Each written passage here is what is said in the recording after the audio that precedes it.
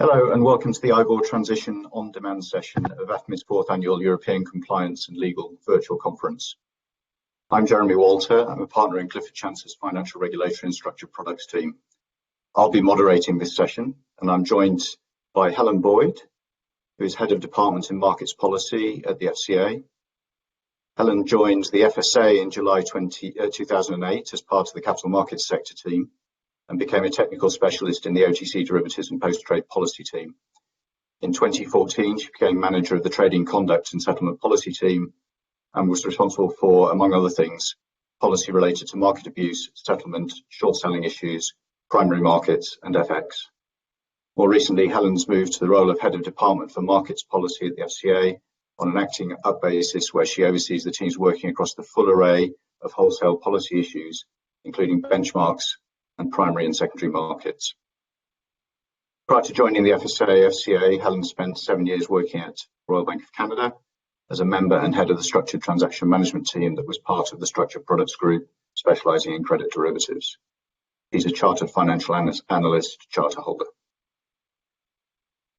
Our second panellist is Katsuko Ishizaki-Chowdhury. She's head of UK Global Markets Compliance at Natixis. Her current and previous roles include front office banking, regulatory supervision at the FSA, markets regulatory developments and regulatory engagement, and business compliance for both capital markets, sales and trading, and financing and banking. Katsuko has chaired the AFMI Compliance Issues Working Group and has previously worked at JP Morgan, the FSA, Citigroup, HSBC, and RBS before joining Natixis. And last but not least, our final panelist is Luca Zaccagnino. He's a LIBOR migration consultant at UBS currently, where he leads the conduct risk cross-divisional workstream. He has more than 13 years of experience in financial markets. He worked in banking and front office roles as a salesperson and a structurer before moving into consulting for main financial institutions and venture firms on topics of risk management, innovation, and performance optimization. So for this session, we've divided it up into 4 main groups, and the first of those is Principles for Good Client Communications. Helen, turning to you first, the FCA has tried to assist firms with statements of expectations around the transition of their clients and products referencing LIBORs. Perhaps you'd like to draw out some of the key themes and expectations from a regulatory perspective. Thank you very much, Jeremy, and welcome everyone to this session. So understanding your client base will be key to effectively communicating about the LIBOR transition. This would involve gaining as full a picture as possible about the nature of their exposures and their knowledge about the risks around the LIBOR transition itself. So for firms considering this in developing their communication plans, you could consider a range of factors. And I'm going to give you a non-exhaustive list. These are just some things that you should be thinking about. The knowledge and experience of your intended audience. For example, is it likely that the retail mortgage borrower has the same level of knowledge as perhaps a larger corporate? Probably not. So you need to be considering who has that degree of experience and knowledge and tailor your communications accordingly. The types and products and contracts that those clients have and the complexity of amending them. And the geographic location of the customers and their relevant local considerations may also be relevant factors. And the most effective means of communication needs to be a consideration. Is that via your website, through email, through phone, or other methods? As an overarching principle, firms must communicate information to clients and customers in a way that's clear, fair, and not misleading. And you can find more about that principle and how you can execute it in our LIBOR conduct Q&As. And I would recommend having a read, but to draw out some points from that, firms should be describing the risks and impacts from the LIBOR discontinuation for existing products. And where alternative products and options are available, they should be presented. And for both new and for changing existing products, any range of options should be reasonably and fairly presented, including the benefits, costs, and risks. So information should be presented in good time to allow for a client to make an informed decision about the relevant product and the risks to which they may be exposed. And we would advise against leaving clients in the dark until the 11th hour. There is enough information to have been starting this process already, and we would hope most people are actually quite a long way through this journey. And we would encourage you to continue to engage, as clients will struggle to make informed decisions and overcome operational issues otherwise before the end of 2021. So that's where we come from. Over to the others for their views. Thank you very much, Helen. Tatsuko, is there anything in the regulatory expectations that's out of the ordinary, or are these largely reiterations of good practice when dealing with customers from a regulated firm's perspective? Thank you, Jeremy, and thank you, Helen. I don't think there is anything extraordinary from what Helen has set out. I think that's part of our EAU activity, or salesperson or originator, to communicate with the clients in a clear, fair, and not misleading manner. The LIBOR transition sort of project, if you like, has got extra aspect to normal product distribution or advisory. I'd like to just break it down into two aspects of that. First of all, products and complexity. The salespeople have got usually, I mean, my background is very much in a wholesale space, not in a retail, so maybe biased towards that kind of element to that. Salespeople are used to dealing with professional and ECP categorized clients, and they can fully describe the product, but additional element to the LIBOR transition is other setup within the clients, which the salespeople are not usually sort of informed of. This is not something that I deal with that every day, but I'm just imagining how the corporates, the reporting currency is looking like, how the hedging takes place within the corporates, how the cross-currency element of products play into that discussion. This may not be usual communication that sales will probably have to make. For example, we expect that there still remains some sort of basis risk, simply because, for example, US dollar LIBOR calculation method is different from GBP SONIA. And as a result, I think there remains the risk-free rates calculation has got some elements that are not matching.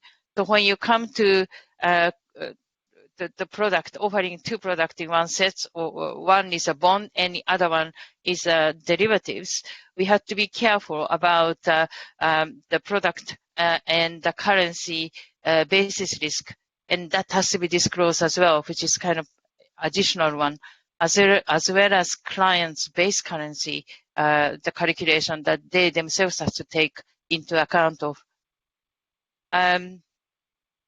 One other thing is about the spread over risk-free rate. Potential transitional, the contact risk may arise when setting out a spread. Okay, the ESTA has got certain spread on it. GBP, SONIA will have some spread on it. But how about the different currencies? And how is it determined? Once I think industry has got kind of experience in dealing with that, those risks will probably reduce or mitigate it.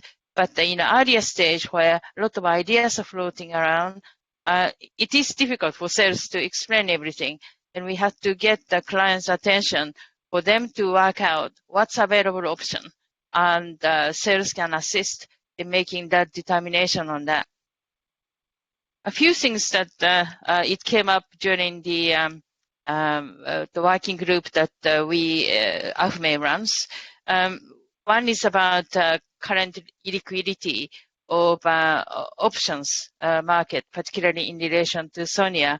I'm sure this will eventually gain the liquidity so that hedging products such as option will be more easily priced and offer the complete solution for the clients. Other risks that we thought about is potential conflict of interest. I think different firms got a different way of checking whether there is a risk in a LIBOR transition or not, or which area that risk arises. Some may have taken very broad approach, and some may have taken very granular approach. And when it comes to repricing of existing product onto a new world, if you like, how the risk of a potential conflict of the firm and clients being watched and mitigated. I think clients should be fully made aware of stance that the firm has and the situation that the clients needs to achieve. So I think it's a good practice that that had to be enhanced, perhaps, because of the complexity and because of the newness of a risk-free rate, to have a better disclosure and explain to the clients as and when the question come up.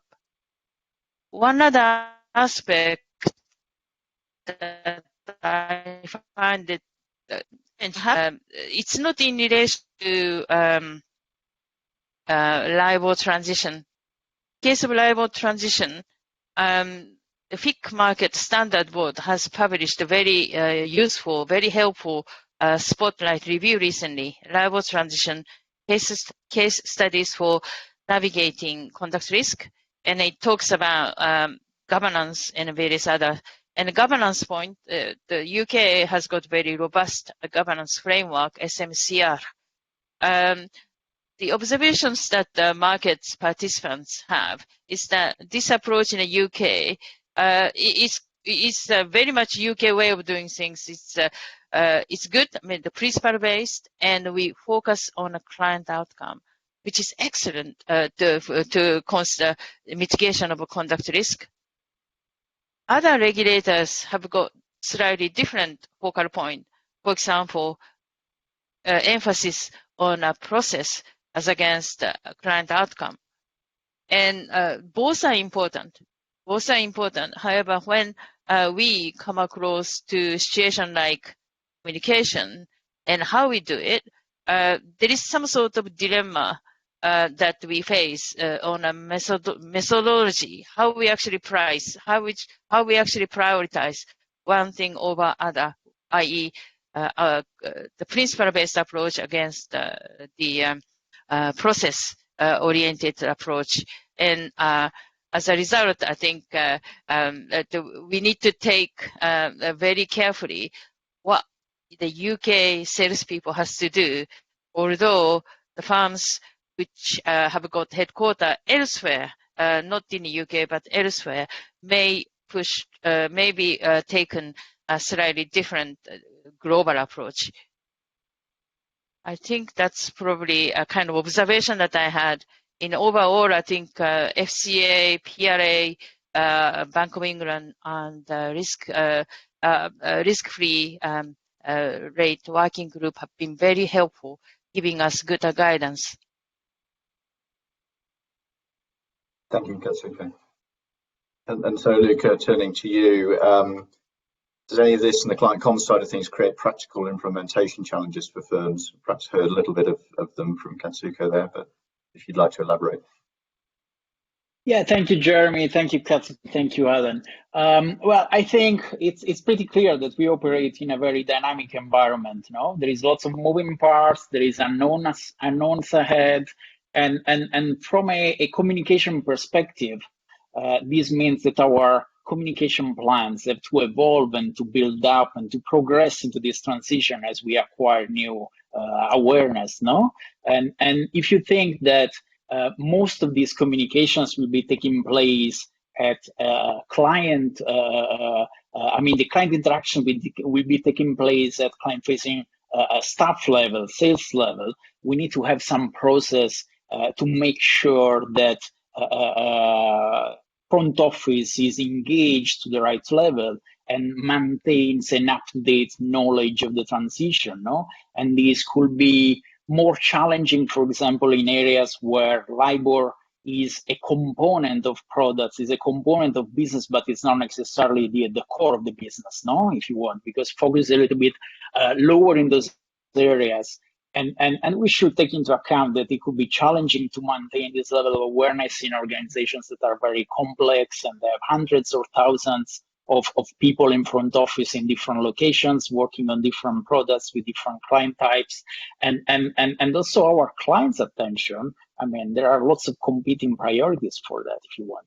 So, I mean, the way to approach this kind of challenge is surely I can think of three elements. Surely to have robust education training kind of a strategist plan, but then we need to have the right level to establish the right level of engagement with our people in business and with our clients, no, to let them understand what is important, why this is important, why they need to focus on that. And then as a third element, we should have some kind of form of monitoring of control that the process is actually working as we expect, and that we can kind of learn from findings and feed those back into the program and the organization, if you want, no, to focus on areas of improvement. So if I think of our education plan, for example, I mean, we have trained more than 40,000 people with a kind of mandatory learning and general training. But then we need to focus to establish the kind of engagement with people. We need to have those specific sessions for staff that is more exposed. And it's very useful to discuss the specifics. For example, conduct risk. I mean, we need to take the concept of conduct risk in the LIBOR migration down a few levels, no, to specific scenarios. And Katsuko was mentioning the FMSB, and they've done a very good job on the migration in building those specific scenarios of risk of conduct, no. And those we need to progress on those, engaging business on developing some specific scenarios that are relevant for them, and this helps them understand what are the outcomes that we want to achieve and what are the ones that we want to avoid, no? And from a control monitoring perspective, if I can think of a couple of mechanisms that can be used, surely I don't know, having sample interviews with sales or kind of mystery shoppers, how you want to call them, to kind of understand if there are areas for improvement, or on the other hand, having a recording of client conversations, a log of the important conversation, the relevant conversations that are taking place, that is very powerful. It's obviously there is a practical challenge there on implementing this, because it actually means reviewing the sales process in some areas, no, to implement this kind of logging of client conversation. But it's very powerful, and it's important to feedback learnings into the program and to progress in a safe way and to manage the risk of conduct that is generated by the transition. Thank you very much. A hint of the scale of the exercise there, but certainly very interesting. The second theme, and it's, I think, very much related, that we wanted to talk about in this session is the theme of client understanding and readiness. Helen, what are the regulators doing to prepare customers for the transition, or is this really just the responsibility of regulated firms? There's clearly an interdependence between regulated firm readiness and, of course, the client readiness. And I would say, and to refer back to my previous comments, that engaging with your clients in good time is an integral part of a regulated firm being ready. Banks will obviously play a key role in helping their clients understand what the transition means for them. And there is an onus on them bringing the clients with them on that journey. But the regulators are here to offer supporting tools and some degree of functionality here that will help you with that transition with the clients. We would say we would be very worried if firms hadn't already started this process, particularly at the outreach at this point in the transition. And in previous AFME events, we have said that we think that client communication doesn't need to wait until you have all of the answers. You can start to understand your clients and the needs of your clients quite early on. And we would hope that most firms are already quite a way through that process. So increasing awareness of and preparedness for LIBOR transition among the non-financial users of LIBOR has remained a key focus for the FCA the Bank of England, and the RFR working group, and other groups as well. As my colleagues on the panel have been mentioning, there have been plenty of communications in this space. So last month, the RFR working group hosted a webinar targeted specifically at the corporate sector, and that provided practical steps to help them prepare for the end of 2021. And over the summer, the RFR working groups also released a series of educational videos that cover the basics of the LIBOR transition, and which have involved us and the bank and other trade bodies and professional service firms. These are great tools to start using to help educate your clients, and a way of sort of starting that conversations going, or perhaps ideally taking your clients to the next level. There has been, in addition, a fact sheet published by the RFR working group, and there are also letters from the FCA and the Bank of England, which are directed specifically at the non-financial trade associations, which were published earlier this year. So there's plenty of material here, and that's before we even talk about the other pieces that are published by AFME and the FMSB and other trade areas. So there's lots of material to build from to help clients come up the curve. And that's very much how we feel about our role here. It's to help provide the material and supporting framework that allows firms to bring their clients on this journey with them. So I would hope that's a great starting point, but obviously the next stage beyond that is to really have those more specific client-facing conversations where the needs of that specific client are being dealt with on an individual basis. Thanks, Helen. Katsuka, so there's lots to talk about with the clients, but given the 15-month window remaining to LIBOR cessation, do you have any concerns about how clients have engaged with the issue and how ready they are? Good question is the answer. I think informed clients know they have to prepare and they are getting on with it. But clients are so many different types and layers and levels of clients there. It's not easy to say that yes, they are ready and they are on the journey. However, I can sort of from limited information that I have from compliance perspective, I'm not talking to the clients every day, but we hear various comments from ACME members or my own the salespeople. I think it's the complexity of how LIBOR has been embedded in the past is giving a lot of headache to a lot of corporates, companies. And of course, the salespeople in a regulated firms are very sort of active in engaging their contacts. Usually their contacts are the bank's treasury department or maybe finance department.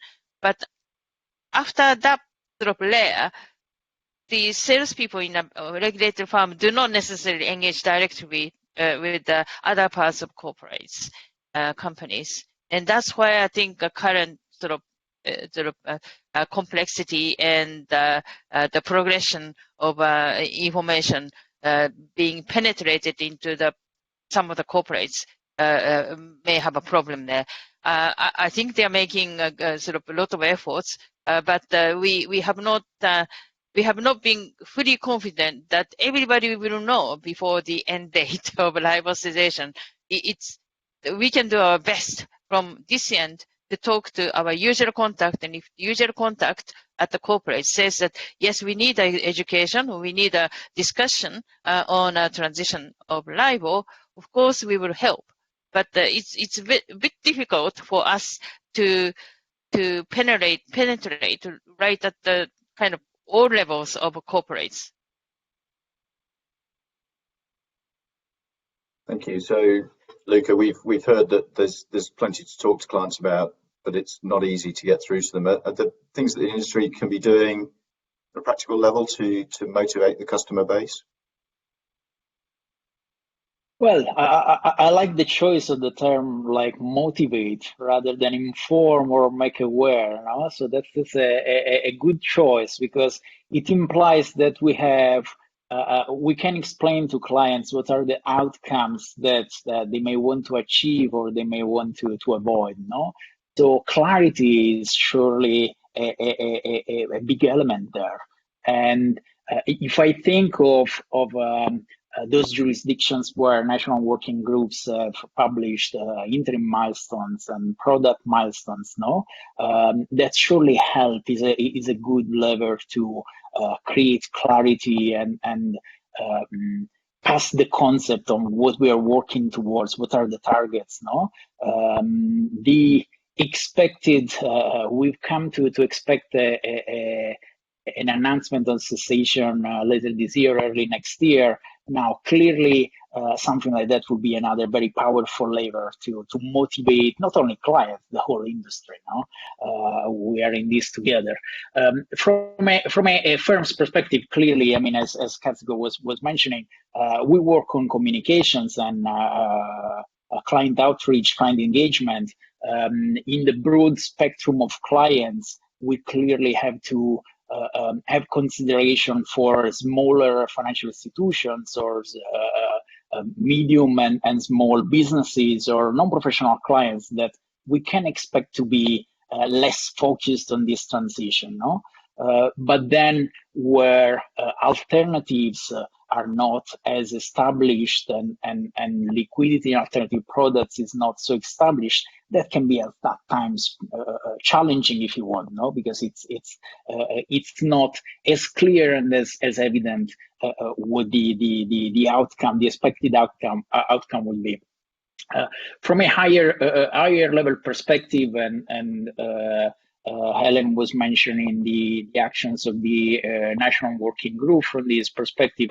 Clearly maintaining a high focus on the engagement with industry associations, with trade associations, with local authorities. These kind of actions surely help create that foundational awareness that helps motivate the publication of I don't know, papers, reference papers on domain risks or best practice. This will surely help those counterparties who don't have the benefits or the intelligence of produced by an internal transition program, if you want. No? So that will be very helpful. Thank you very much. And all of these topics we could spend a great deal of time talking about. It's all very fascinating, but we are limited. So I'm going to move on to the next one. It wouldn't be 2020 if we didn't talk about COVID-19 and the pandemic. We're going to focus on the impact on transition timelines. And Helen, the FCA has been clear that the pandemic doesn't alter the timing of the end of 2021 for LIBOR cessation. Perhaps you'd like to elaborate a little bit on the thinking behind that. Yes, as you say, the key message here is that the end 2021 date has not changed, and that should be the deadline that people are working towards. I would like to here and now extend my thanks to those who have continued to work sort of tirelessly over the summer months when things have been particularly challenging, but we have still seen great progress being made, and I've been very impressed by how much the industry has continued to be committed to this. So the transition away from LIBOR has not been postponed because of COVID-19, and that's the key message to take away. And in fact, actually, the behaviour of LIBOR at the peak of the virus impact reinforced exactly why we need to be transitioning away and why the timeline needs to remain in place. During March, the LIBOR rates and therefore the cost to borrowers rose as central bank policy rates were actually falling. And this underlines why the underlying market activity has been a long-standing concern and a potential weakness for LIBOR. So we think that this has just demonstrated why the 2021 date is still so important. So, and the importance of completing the transition to the alternative rates is not just a message from us and the Bank of England and the PRA, but also global authorities. So you should be aware that via the Financial Stability Board, there have been similar messages about how the end 2021 date remains in place. So we do recognise that COVID has temporarily impacted some of the aspects of the transition. And as a result of that, the RFR working group published a revised roadmap and some interim milestones to help firms and their customers be ready for 2021. And one of the key changes that they put in was that the previous target to cease issuance of sterling LIBOR cash products that matured before the end of 2021 was the end of Q3 2020, so round about now. and this has been moved to the end of Q1 2021. However, as a result, the RFR working group also introduced a news milestone that all lenders that are in a position to, should be in a position to offer non-LIBOR products by the end of September this year. So customers were able to take advantage of the alternative rate products if they're ready to. And given it's now October, we would very much be expecting firms to have that non-LIBOR option available. So obviously that means efforts still need to be being made and accelerate over the coming months. And we do appreciate this has involved a lot of time and effort, and that the pressures of COVID are an uncertainty that will potentially come in peaks and troughs in the next few months, as well as they have done over the summer. So we should all remember that this is a change for the IBOR transition that will make our markets stronger, and that as we all work together towards that mutual aim, we will end up with a better and stronger market as a result. This is work worth doing. So thank you for those people who have worked very hard during very challenging times. There is still things to be done, and we would ask you to maintain that momentum in the next months. Thank you. So Luca, the ultimate timetable is not changing. It is hard work, as Helen said, in the current circumstances. Are you seeing, or do you foresee, ask you to look into the future, predict what's going to happen with the pandemic, maybe, if you can? But do you foresee any impact on transition planning and implementation as a result of the outbreak? So predictions are difficult, they say, especially those about the future. No? So I can say that the impact of COVID-19, I mean, clearly there's been a widespread impact. Probably that's been factored in. It has moved some of our internal milestones, and we've seen in markets as well. But there shouldn't be a long tail, I would say, that goes into next year.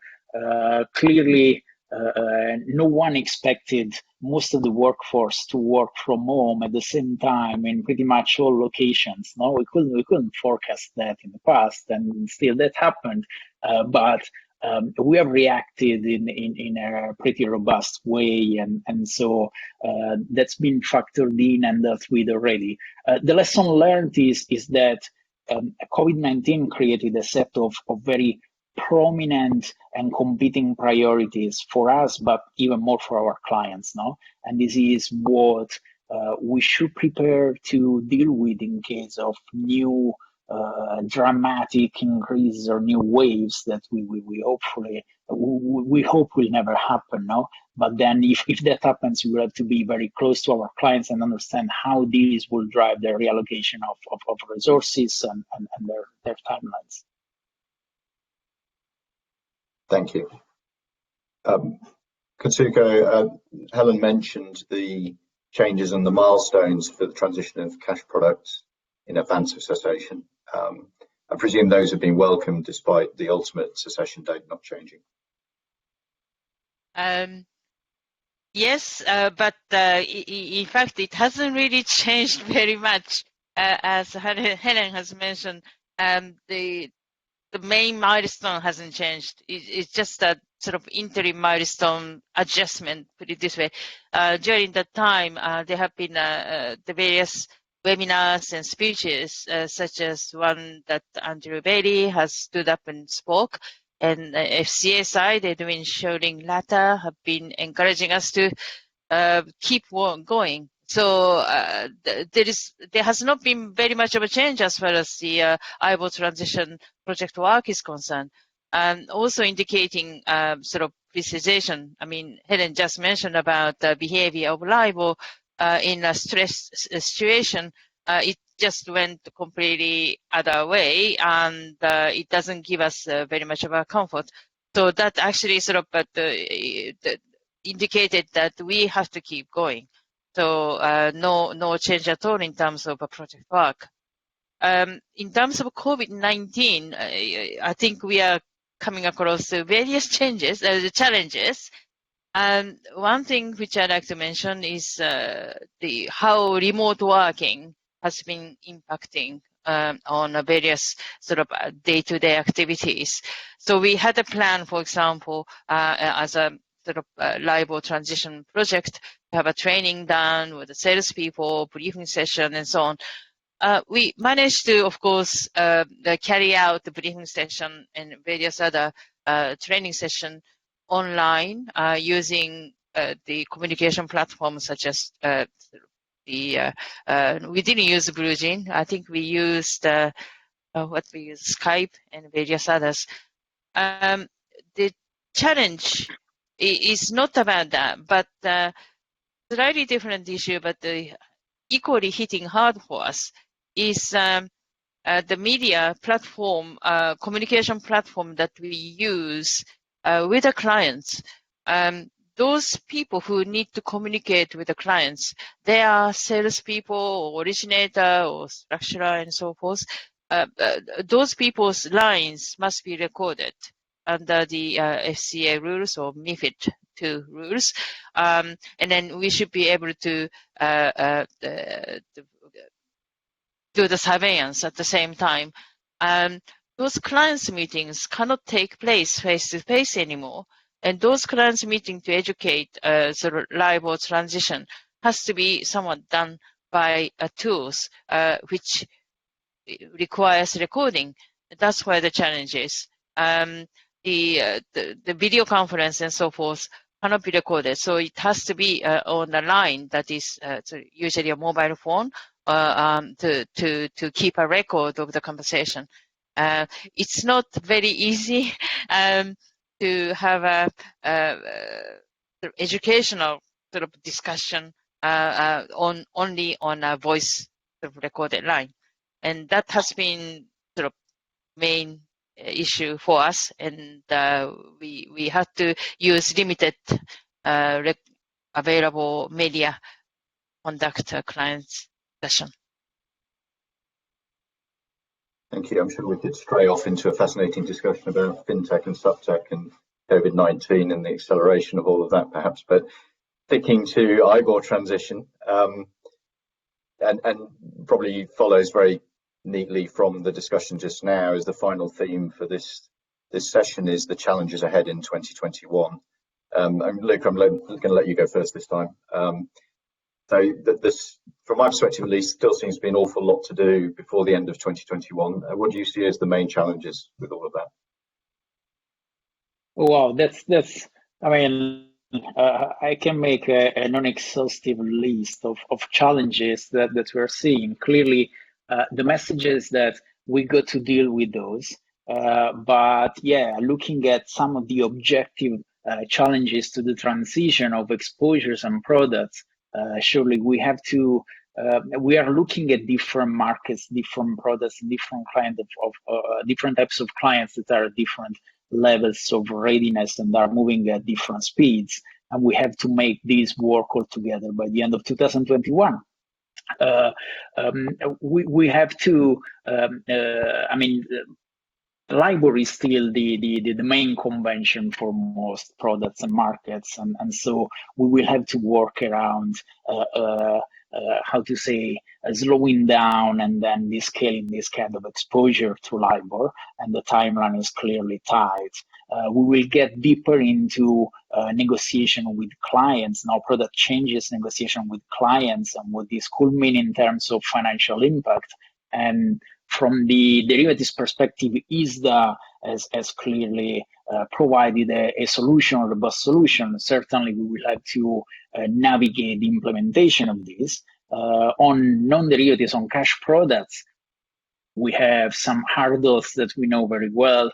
We will have to see how the proposed legislative solutions translate into law, and then how they play across different jurisdictions. No, we will have to work around bases between different products at a portfolio level and between the cash products and their derivatives. No, this is another challenge, and it will be even more challenging if you want, where we have multi-currency products, where different currencies are at different levels of development, and or on those cash products that have non-linearities, no, because we sum up different challenges like nonlinear products that have a complexity because their pricing is driven by factors other than just the value of the underlying, and also the fact that if nonlinearities are in nodes, we will have some challenging in the implementation because we don't have the simplicity, allow me the term of a bilateral negotiation in many cases, no?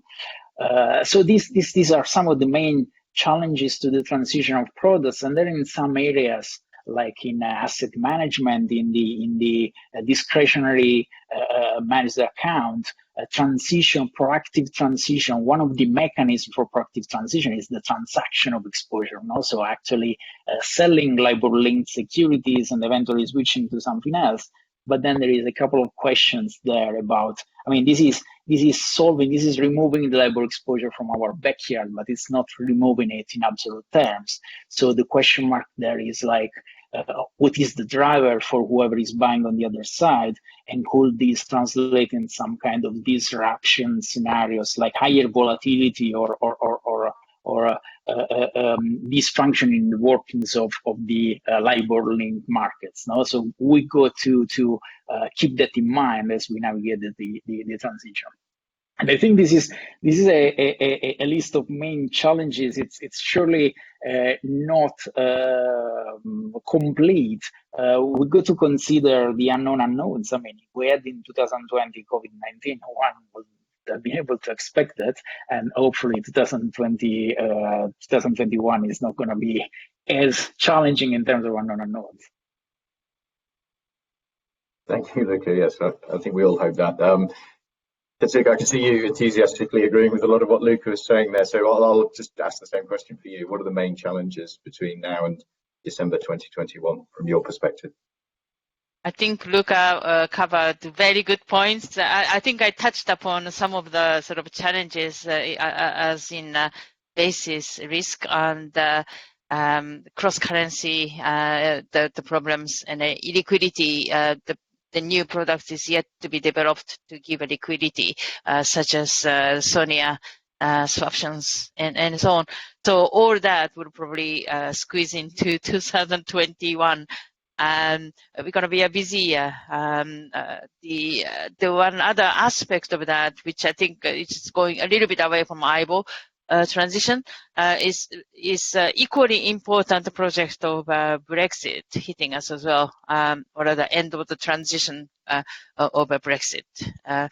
The firms are probably either completed or still doing some sort of reorganization as a result of this. Getting the right people and the resources is quite challenging. IBOR project is quite important and client impact as well. But at the same time, we have uncertainties about how UK onshore the Brexit sort of regulation is gonna now to be without having equivalence confirmed. So the dilemma is conflicting priorities, and I think hopefully Brexit one will have a little bit more clarity this side of the year, so that we can move on to the IBOR transition more fully in 2021. I think challenges will be get right people in a client organization to engage with. I touched upon corporate clients themselves maybe having sort of difficulty in getting the right department, and our message to the first layer of the contact has to cascade down, and we are willing to we are quite happy to assist this as well. I have a sort of the observation that maybe majority of the clients are still in a risk identification phase, and that needs to move to solution and risk mitigation phase at some point. The firms like ourselves and other colleagues are here to help in that transition. as for the internal requirements, educating salespeople is now a constant the requirement for us, because the nature of LIBOR transition is very dynamic, and we still have a lot of development and changes that are expected to take place. So quite regular communication, briefing, interaction with the salespeople is a key for the project team. What else? I think it's probably a different level within the organization to discuss and identify any risk of RFR referencing amongst not just the sales, but also financial engineering department, as compliance, risk department, and finance. So it's a multiple level of internal education and communication that we need to undertake. I think that's how I see it 2021. I think it's equally challenging as 2020, I'm sure. Yeah, it certainly sounds that way. And Helen, from the regulator's perspective, is the job now largely done? You let the industry deliver, or do you see plenty more challenges for the regulators? I think it's very clear that there are things that the industry are still working on, and it's great to hear from my fellow panelists, that they're so in tune with what needs to still be done. There's undoubtedly plenty to be getting our teeth into, and as a result, we are definitely not seeing this as job done. There's plenty of places where we can offer assistance, and also where the RFR working group can continue to add assistance as well. And I'd like to just mention that, as it's come up from a few of the panelists, that there is going to be a new non-linear task force as part of the RFR working group, which will perhaps deal with some of the issues that have been flagged by Luca and Yasuko. So I think there is plenty still for us to be engaged with, but rather than worry, well, not worry, but focus on the challenges, I just want to take a step back and maybe focus on the key actions that we are looking for from firms in Q4 and into Q1. So the first will be this need for firms to be offering the non-LIBOR alternative new business. And their customers will need to be ready to get ready to conduct new business without relying on LIBOR by the end of Q1 2021. And that is a fundamental mindset change that we need to be gone through. And I know that the colleagues on the panel are very aware of the challenges that poses, but it's really important that that's the focus. If you do need to use LIBOR in the interim, then the contract must include an arrangement to convert to the non-LIBOR rate at the end of 2021. To have anything else would be incredibly foolhardy. And as Andrew Bailey said back in 2008, the most effective way to avoid LIBOR-related risks is not to write LIBOR referencing business. And that's even truer today than it was back then.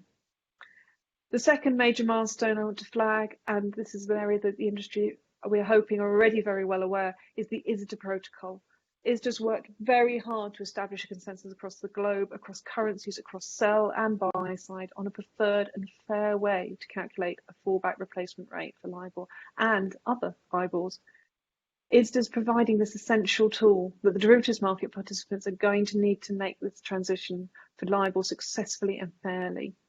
And we at the FCA strongly encourage market participants to consider using the protocol. And I do want to flag that under both EU and UK law, there's actually a regulatory requirement in the benchmarks regulation for a supervised firm to have a plan for cessation or material change in a benchmark like LIBOR. And as a matter of policy, the FCA considers that signing the ISDA protocol would meet that requirement. Therefore, any firm that's a UK regulated firm with major unclear derivatives exposures choosing not to sign the protocol may need to be ready for some serious questions from our supervisors about their plans for mitigating that risk as required by law. So there's a lot that firms need to be focusing on, but I want to pull out those two.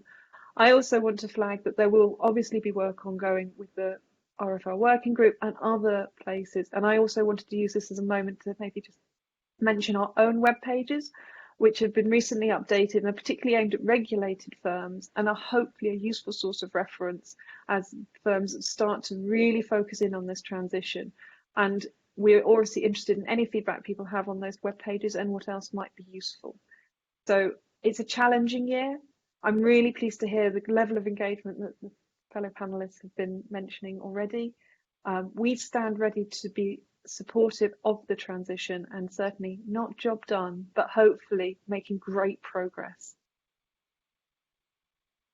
Thank you, Helen, and thank you all. It's been fascinating. I found it really interesting. Time's flown. Unfortunately, we don't have any left to continue the discussion. There are many themes around IBOR transition, and much, as we've heard, much to do. But for now, for today's session, just remains for me to thank the panelists. It's really interesting and insightful. It's very much appreciated. Thank you all. Thank you. Jeremy. Thank you.